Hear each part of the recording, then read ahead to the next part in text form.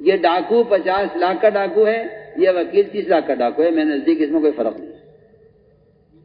ایک صاحب کا مکان تھا، اس پہ کسی نے جھوٹے کاغذات بنوا لیے، نیچے کے پولیس والوں کو پیسہ ویسا دے کر نیچے کی عدالت میں اس کو، روزانہ کے جھگڑے ہیں صبح شام کے، میں تو کوئی نئی بات نہیں کر رہا، آپ سب جانتے ہیں۔ انہیں مکان پہ قبضہ کر لیا، 50 لاکھ کا مکان۔ وکیل صاحب کو پتہ چلا، ان کے پاس گیا، جی وکیل صاحب میرا مکان۔ وکیل صاحب نے کہا ٹھیک ہے، آپ کا مکان دلوانا میری ذمہ داری ہے، مگر میں 30 لاکھ روپے لوں گا، آپ لائیے۔ بتائیے آپ، یہ ڈاکو 50 لاکھ کا ڈاکو ہے، یہ وکیل 30 لاکھ کا ڈاکو ہے، میرے نزدیک اس میں کوئی فرق نہیں ہے۔ سب بات ہے، آپ کو اچھا لگے برا لگے، آپ سے وکالت اسی کہتے ہیں، وکالت شفاعت کو کہتے ہیں۔ آپ حدیثیں پڑھیے، آپ کو شفاعت کی اتنے فضائل ملیں گے احادیث میں کہ کوئی کسی کی سفارش کر دے، کوئی کسی کی سفارش کر دے گا۔ وکالت شفاعت ہے، وکالت شفاعت ہے۔ وکالت ہے کسی مظلوم کو لڑ کر جھگڑ کر کسی مظلوم کو حق دلوانا، اس کو وکالت کہتے ہیں۔ عدالت میں جج کے سامنے بولنا ہوتا ہے، یہ وکالت ہے کہ میں ایک مظلوم کی حمایت میں آیا ہوں عدالت میں، اسے کہتے ہیں وکالت۔ سوچیے آپ، یہ میں نے کہا ڈاکٹری وکالت، یہ پریشان حال آدمی سے فائدہ اٹھانے کا نام نہیں ہے، بلکہ پریشان حال آدمی کو فائدہ پہنچانے کا راستہ ہے ڈاکٹری اور وکالت، اسے کہتے ہیں۔ تو میں نے عرض کیا کہ اس واقعے سے معلوم ہوتا ہے کسی کی مجبوری سے ناجائز فائدہ نہیں اٹھانا چاہیے، ہمیں چاہیے کہ ہم اس کی مدد کریں۔ میں نے کہا اے اللہ، اس لڑکی کے پاس میں مدت سے میں تمنا کرتا تھا اس سے ملنے کی، آج یہ موقع آیا تو میرے دل نے کہا کہ ٹھیک ہے، میں تیرے لیے، اے اللہ میں تیرے لیے میں نے یہ غلط کام نہیں کیا، اور میں نے اس سے خواہش پوری نہیں کی، اور میں نے وہ 300 روپیہ اس کو دے دی۔ اس نے کہا آپ کی خواہش پوری نہیں ہوئی، کیوں دے رہے ہو؟ کہ لے جاؤ، میں کام نہیں کروں گا۔ اے اللہ، اگر میں نے یہ کام تیرے لیے کیا ہے اور میں نے اس کو یہ مال تیرے لیے دیا ہے اور میں نے تیرا حکم نہیں توڑا زنا کر کے، اے اللہ چٹان ہٹا دے، ہمیں نکال دے۔ چٹان ہل گئی، تیسرا عمل پیش کیا، میرے مزدور نے مزدوری کی اور وہ مال اپنی اجرت چھوڑ کر چلا گیا، میں نے اس کے مال سے مال تیار کیا۔ ایک مدت کے بعد وہ آیا، میں نے کہا پوری وادی گائے بھینس بکریاں اس کے اندر ہیں، چرواہے یہ سب چلے جائے، سب تیرا مال ہے۔ اس نے کہا میں ایسا مذاق نہ کر، میری جو مزدوری بنتی تھی چند پیسے وہ دے دے۔ اس نے کہا نہیں، میں نے تیرے پیسے سے مال تیار کیا ہے، یہ سارا مال تیرا ہے، چلے جائے۔ اے اللہ، اگر میں نے مجھ پہ احسان کیا ہے تیرے لیے تو چٹان ہٹا دے، ہمیں نکال دے۔ اللہ نے یہ سارا واقعہ یہ بتلانے کے لیے ہے کہ اللہ کے سامنے صبری پیش کیا جاتا ہے، عمل پیش کیا جاتا ہے۔ یہ میں یہ کہنا چاہتا ہوں۔ تو میرے دوستو غور کرو، اس لیے ہم بے تکلف آپ سے کرتے ہیں، کائنات ضابطہ نہیں ہے، احکام ضابطہ ہے۔ کائنات میں بڑی تبدیلیاں ہیں، ضابطے میں کوئی تبدیلی نہیں ہے۔ آپ دیکھیے کائنات میں تبدیلیاں ہیں، بادل ہیں، بارش نہیں ہے، اور بیویاں ہیں، اولاد نہیں ہے، زمین ہے، غلہ نہیں ہے، دکانیں، آمدنی نہیں ہے، ہتھیاریں، حفاظت نہیں ہے۔ آپ سارا کائنات کا نظام اٹھا کر دیکھ لیجئے، آپ جھک مار کر اس پر آئیں گے کہ کائنات کے ساتھ اللہ کی مدد نہیں ہے، ضابطہ کائنات نہیں ہے، ضابطے میں تغیر نہیں ہے، کائنات میں تغیرات ہیں۔ اس سے معلوم ہو گیا کہ اللہ کی سنت نظام کائنات نہیں ہے، اللہ کی سنت نظام دین ہے، نظام دنیا نہیں ہے۔ صاف بات۔ تو میرے دوستوں، ساری بات کا یہ خلاصہ ہوا کہ امت کو آپ صلی اللہ علیہ وسلم نے عبادت کے اعتبار سے، معاشرے کے اعتبار سے، معاملات کے اعتبار سے جس سطح پر چھوڑا تھا، امت وہاں سے کیوں گری نیچے، دین کیوں ضائع ہوا؟ اس کی بنیادی وجہ یہ ہوئی، مسلمان میں اپنے دین پر جمنے کی استعداد ختم ہو گئی۔ جب باطل مقابلے پر آیا تو مسلمان نے دین چھوڑ دیا۔ وجہ کیا ہے؟ وجہ اس کی یہ ہے کہ مسلمان دین کا مددگار نہیں رہا۔ قرآن نے اللہ نے شرط لگائی ہے، ان تنصروا اللہ ینصرکم ویثبت اقدامکم، تمہارے قدموں کو جمایا جائے گا دین پر، اس شرط پر کہ تم دین کا مددگار بنو۔ اس لیے آپ دیکھیں گے اس زمانے میں مسلمان کو ذرا سا لالچ، ذرا سا خوف اگر پیش آ جائے تو یہ سب سے پہلے دین چھوڑ دے گا؟ کیا وجہ ہے؟ ذرا سا خوف، ذرا سا نقصان مال کا، ذرا کوئی جھوٹوں کی دھمکی دے دے، مسلمان سب سے پہلے اسلام چھوڑے گا کہ جی نہیں جی حالات ٹھیک نہیں ہے۔ کیا وجہ ہے؟ مسلمان کے دین پر استقامت، مسلمان کے دین میں پختگی کیوں باقی نہیں رہی؟ کیا وجہ ہے؟ قرآن اس سے بھرا ہوا ہے کہ مسلمان کے دین کی پختگی اس لیے ختم ہو گئی کہ مسلمان اپنے دین کی دعوت چھوڑ دی۔ یہ میں کہتا ہوں قرآن سے بھرا ہوا ہے۔ قرآن نے صاحب کہا ہے اس سے زیادہ پختہ مذہب ہو کس کا سکتا ہے، یعنی کسی کا نہیں ہو سکتا، یہ جملہ استفہامی انکاری ہے۔ اس سے زیادہ پختہ ہو کس کا سکتا ہے جو دعوت دیتے ہوئے عمل کرے، اس لیے قرآن نے دعوت کو عمل پر مقدم کیا ہے۔ آپ سوچئے صحابہ کرام، اب تو آپ کہیں گے کہ دین کی بات کو ملک تک پہنچانے کے لیے ممالک میں جانا کیا ضروری ہے؟ کیا ضروری ہے کہ آدمی اتنا پیسہ خرچ کر کے فلاں ملک میں جائے جب بات کے پہنچانے کے ذرائع موجود ہیں؟ آپ سنیے تو صحیح، حضور اکرم صلی اللہ علیہ وسلم نے بڑے بڑے بادشاہوں کو دین کی دعوت دینے کے لیے صحابہ کو بھیجا۔ اس زمانے میں ڈاک کا نظام تھا، آپ نے ڈاک سے کیوں نہیں بھیجا خط؟ سوچیے آپ ان گندے موبائلوں سے دین کی باتیں نشر کر کے کہتے ہیں یہ بھی تبلیغ کا طریقہ ہے۔ آپ سوچیے آپ کی عقل خفت ہو گئی ہے شاید کہ آپ کو ان حرام راستوں میں ہدایت نظر آتی ہے۔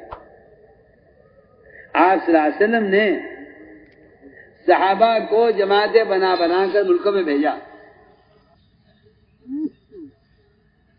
عبداللہ بن حذافہ رضی اللہ تعالیٰ عنہ، ان کی جماعت کام کر رہی تھی روم میں، وہاں پر رضا روم کے بادشاہ کا کہ یہاں ایک صحابی ہیں، اسے نے قید کرایا اور ان کو کہا کہ آپ نصرانی ہو جائیے، آپ نصرانی ہو جائیے۔ سوچیے آپ، آج اللہ مجھے معاف فرمائے، ارتداد جو عام ہو رہا ہے وجہ اس کی ہے بنیادی کہ مسلمان اپنے دین کی دعوت پر قائم نہیں ہے۔ تو آج کل کے تو اچھے پڑھے لکھے لوگ کہہ دیں گے کہ یہ تبلیغ کوئی فرض عین نہیں ہے، فرض کفایہ ہے، کوئی اگر اس میں اسلام کو کرنا چاہے تو کر لے، ورنہ کوئی ضروری نہیں ہے۔ جبکہ میں آپ کی رائے سے حیران ہوں کہ جو دعوت فرض عین تھا آپ نے اس کو فرض کفایہ بنا لیا۔ دعوت دینا فرض عین ہے ہر مسلمان کے ذمہ، کیونکہ اس کے اپنے دین پر استقامت کا اور دین پر جمنے کا جو ایک واحد ذریعہ ہے، واحد کہہ رہا ہوں میں تو بالکل تاکید سے کہہ رہا ہوں کہ جو واحد ذریعہ تھا دین پر جمنے کا اس کے لیے وہ اس کے دین کی دعوت تھی۔ روم کے بادشاہ نے کہا نصرانی ہو جائیے، فرمایا کہ میں نصرانیت قبول نہیں کروں گا۔ اس نے کہا میں آپ کو اپنی آدھی بادشاہ دیتا ہوں۔ سوچیے آپ، اتنی بڑی آفر، اتنی بڑی پیشکش ایک آدمی کی جاری، ایک فرد کو، نہیں میں اپنا دین نہیں چھوڑوں۔ پہلا تو مزاج یہ ہے کفر کا کہ وہ لالچ دیتا ہے مسلمان کو۔ اگر مسلمان لالچ سے باز نہیں آتا اور بات نہیں سنتا تو پھر خوف لاتا ہے۔ بادشاہ نے کہا اگر آپ نہیں مانتے تو میں آپ کو قتل کروں گا۔ قتل؟ سبحان اللہ سبحان اللہ، یہ تو ہماری چاہت کی چیز ہے۔ آپ بادشاہ دے رہے تھے، بادشاہ دینی چاہیے۔ اگر آپ ہمیں قتل کرتے ہیں اس راستے میں تو یہ تو ہماری تمنا ہے، ہم تو اس کی تلاشیں پھرتے ہیں کہ کوئی اللہ کے راستے میں جان چلی جائے، اس سے بہتر کیا چیز ہوگی؟ ہم تیار ہیں قتل کے لیے، چلیے بتائیے کیا کرنا ہے۔ سوچیے آپ، بادشاہ کہہ رہا ہے یا تو آپ مان جائیے اس پر ورنہ کیا آپ قتل کیجیے، چلیے۔ ان کو ڈرانے کے لیے اور ان کو اسلام سے ہٹانے کے لیے بادشاہ نے پانی گرم کرایا دیگ میں۔ جب پانی گرم ہو گیا، کھول گیا خوب، ایک مسلمان قیدی کو جلایا ان کے سامنے، ڈالا دیگ کے اندر، وہ جل گئے، وہ ختم ہو گئے۔ یہ دیکھ رہے تھے، پھر کہا کہ ان کو بھی ڈال دیا جائے دیگ میں، ان کو بھی ڈال دیا جائے۔ ان کو ڈالے جانے کا تو یہ روئے۔ بادشاہ سمجھا کہ شاید رائے بدل گئی ہے۔ بادشاہ نے کہا اب بھی مان جاؤ۔ فرمایا میرا رونا اس پر نہیں تھا کہ میری جان جا رہی ہے، میرا رونا اس پر تھا کہ میرے جسم کے بالوں کی قدر جانیں ہوتی، میں اللہ کے لیے ساری جانیں قربان کرتا۔ اس بات سے بادشاہ کو یہ سمجھانا تھا کہ ہمارے نزدیک ہمارے دین کی وہ حیثیت ہے جس میں ہمیں نہ تمہارے مال زر کی ضرورت ہے اور جس میں ہم اللہ کے راستے کی شادی سے ڈرتے نہیں ہیں. یہ ہمارے دین کی قوت ہے. بادشاہ مایوس ہو گیا کہ یہ آدمی نہ لالچ سے نہ خوف سے کسی کا بھی دین چھوڑنے کو تیار نہیں ہے. میں نے عرض کیا کہ قرآن میں ایسے واقعات اور احادیث بے شمار ہیں کہ جس میں اللہ تعالیٰ نے مسلمان کی جو رعب سے مدد کی ہے وہ رعب کی مدد صرف دعوت کے ساتھ ہے. بالکل اس پہ کوئی شک نہیں ہے کہ مسلمان کو اللہ نے جو مدد کی ہے رعب کے ذریعے وہ رعب اللہ نے دعوت میں رکھا. وہ رعب اللہ نے دعوت میں رکھا. اس لیے میرے دوستوں ہمیں اپنے دین کو لے کر حرکت میں آنا ہے. کیوں؟ اس لیے کہ نکلنا اللہ کے امر کی وجہ سے ہے. میں آپ سے بار بار کہتا ہوں کہ خروج قوام دعوت ہے. خروج قوام دعوت. انفرو، نکلو، اللہ کا امر ہے. نہیں نکلو گے عذاب دیے جاؤ گے. نہیں نکلو گے عذاب دیے جاؤ گے. ہندوستان کی تقسیم سے چند مہینے پہلے حضرت نے ایک اجتماع تھا یو پی میں. میں نکلو، کوئی تیار نہ ہوا. وہ زمانے کی بات ہے. حضرت نے فرمایا کہ یا تو تھوڑے سے پیسے لے کر، عجیب بات ہے کی میں نقل کر رہا ہوں، فرمایا تھوڑے سے پیسے لے کر ملک کے اندر نکل جاؤ ورنہ سب کچھ چھوڑ کر ملک سے باہر نکلنا پڑے گا ہمیشہ کے لیے.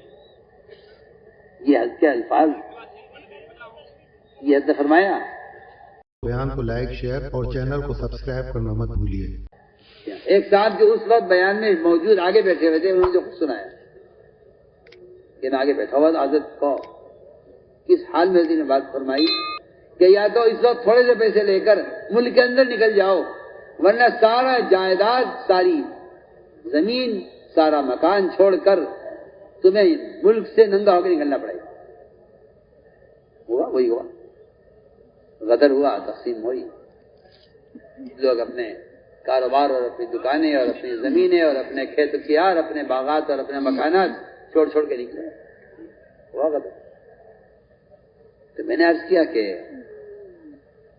انفرو جو نفر کا امر ہے یہ اللہ کے راستے میں نکلنا بذات مقصود ہے کیونکہ خروج اقامت دین کے لیے ہے. حضور اکرم صلی اللہ علیہ وسلم نے اس لیے ہر امتی کو داعی بنایا تھا. ہر امتی کو داعی بنایا تھا اسی لیے. اور صحابہ کرام اس بات کو جانتے تھے کہ اس راستے میں نکلنے میں دیر کرنا اللہ کے عذاب کو دعوت دینا. مجھے ایسا محفوظ ہے اس راستے میں نکلنے میں تاخیر کرنا مجھے بھی عذاب ہے. اس راستے میں نکلنے میں تاخیر عذاب کو واجب کر دیتا ہے. اس لیے میرے دوستو عزیزو نکلنا اس لیے ضروری ہے کہ آدمی اپنی جگہ چھوڑے. آپ سوچیے، آپ آدمی کو بیماری کی جگہ سے ہٹایا جاتا ہے کہ آپ بیماری کا اثر ہے، آپ اسپتال آئیے، آپ بستر بدلیے. آپ غور کیجئے نا، ایک آدمی نے 99 قتل کیا، صحیح حدیث ہے. ایک راہب سے کہا کیا میری توبہ قبول ہو جائے گی؟ اس راہب نے کہا اللہ آپ کو معاف نہیں کریں گے، آپ نے 99 قتل کیے ہیں. اس راہب کو بھی اس نے قاتل نے قتل کر دیا، 100 پورے کر دیے. پھر ایک عالم سے کہا کیا میری توبہ قبول ہو جائے گی؟ اس عالم نے کہا اللہ تعالی ہر توبہ کرنے والی کی توبہ کو قبول کر لیتے ہیں، مگر اگر آپ توبہ چاہتے ہیں تو آپ کو اپنی بستی چھوڑ کر نکلنا پڑے گا، فلاں فلاں بستی میں جانا ہوگا. آپ دیکھیے، آپ آج کل کے ماشاءاللہ اچھے پڑھے لکھے لوگ آپ کو ملیں گے، وہ کہیں گے نکلنا کیا ضروری ہے، میاں یوں توبہ کر لو. آپ غور کیجئے، گناہ کی جگہ سے ہٹایا جا رہا ہے توبہ میں پختگی پیدا کرنے کے لیے. پڑھیے روایت. اور عالم کا مشورہ ہے اس قاتل کے لیے اپنی بستی آپ چھوڑ دیجئے. کیا وجہ ہے؟ سوچیے کیا وجہ ہے.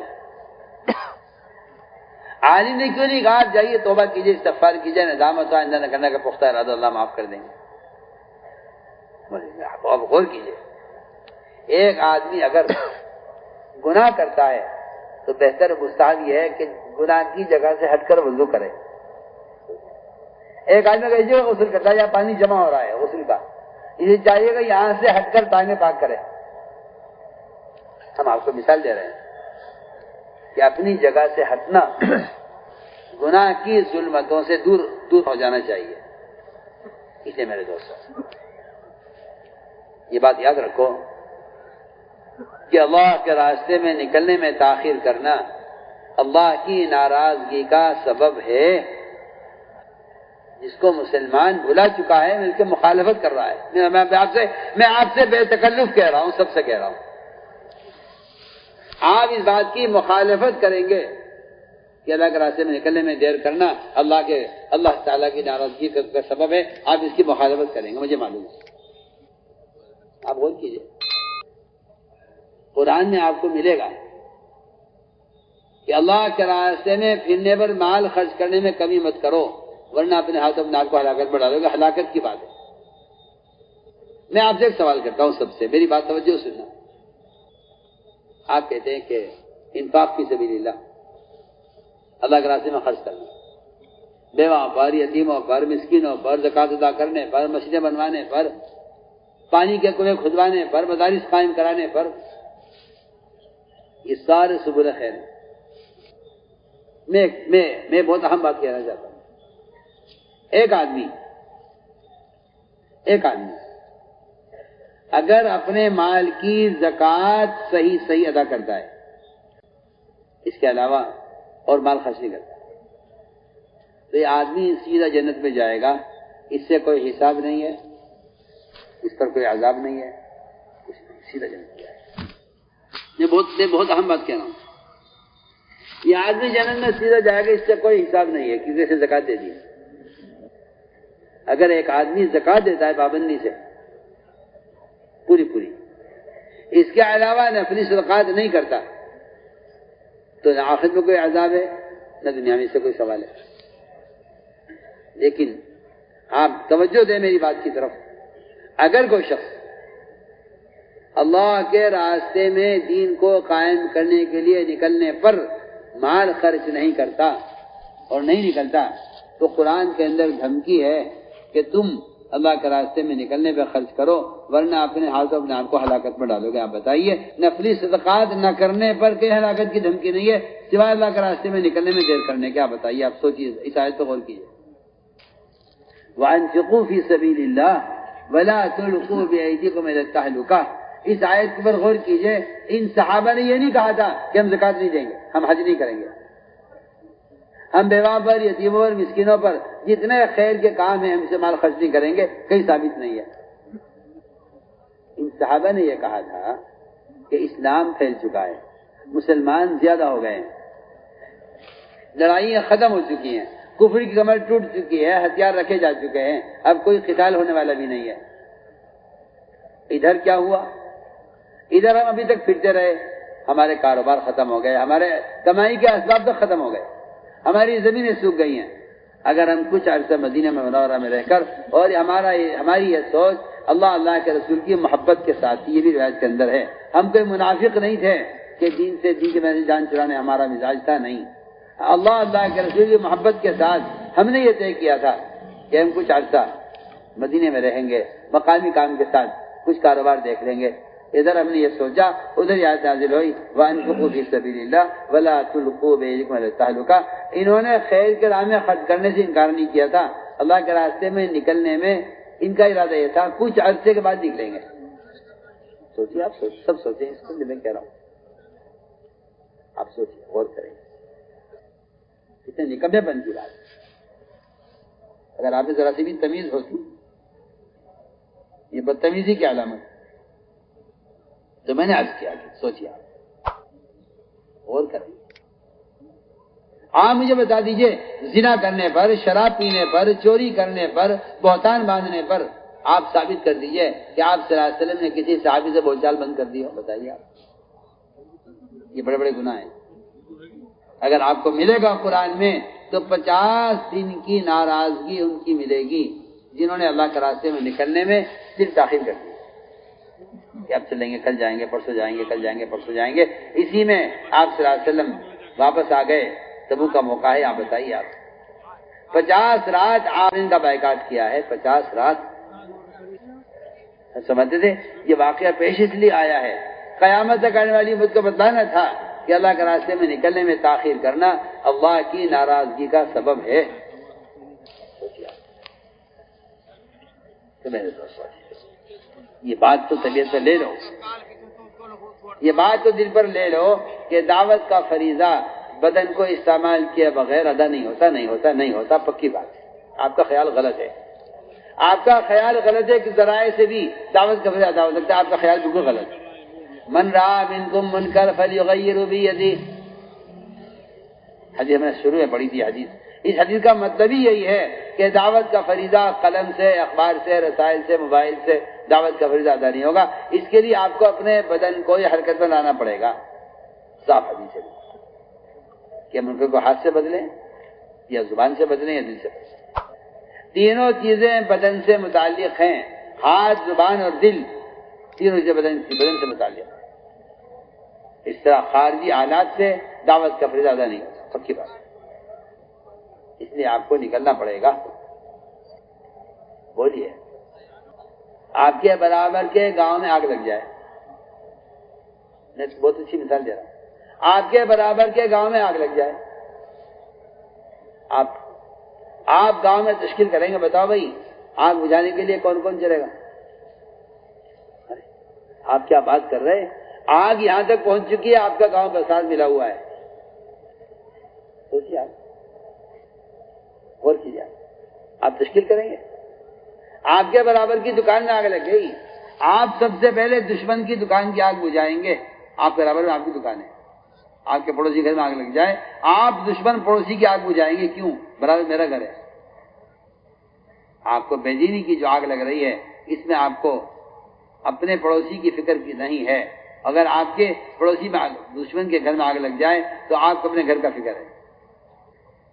تو میرے دوستوں بات ساری یہ ہے کہ کیونکہ مسلمان نے دین کو چھوڑا ہے، دین کی دعوت کو چھوڑا ہے، یہ مسلمان کے فرائض کے ضائع ہونے اور مسلمان کے مرتد ہونے کا سبب یہ بنا.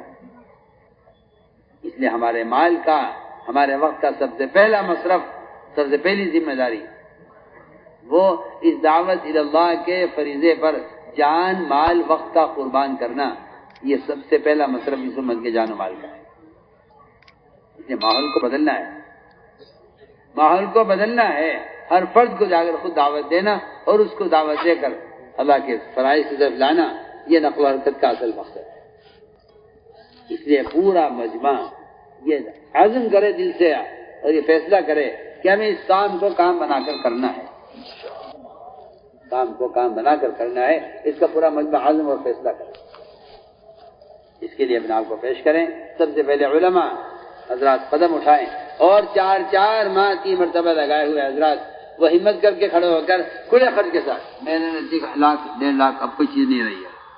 جی ہاں، وہ تقاضے 4 لاکھ 3 لاکھ جماعتوں کے تقاضے ہیں.